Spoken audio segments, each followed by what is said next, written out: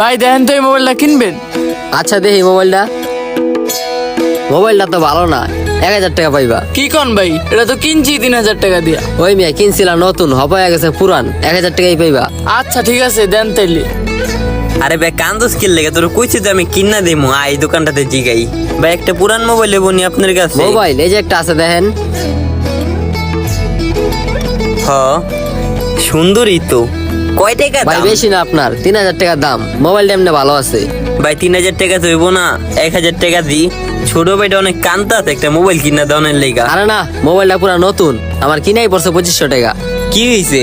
আরে ভাই হাই মোবাইলটা 1,000 টাকা কইতাছে। ভাই হ্যাঁ 3,000 টাকা কইতাছে, আমি 3,000 টাকা কই পামু? ছোট ভাইটা শখ করছে, 1,000 টাকা দিয়া দেন না মোবাইলটা। মোবাইলটা কিনা পড়ছে তোমার কয় টাকা? ভাই 1,000 টাকা। আচ্ছা 1,000 টাকাই দিয়া দাও। আচ্ছা ভাই 1,000 টাকাই দেন। ভাই এই যে ভাই নেন। খুশি হইছস? হ্যাঁ এটা কি করলেন? মোবাইল 1,000 টাকা কি লিগা দিলেন? চাইলে তো আরো বেশি বেচতে পারতেন। শুনো, সবার থেকে লাভ করতে নাই, কিছু জিনিস লসেও বিক্রি করতে হয়।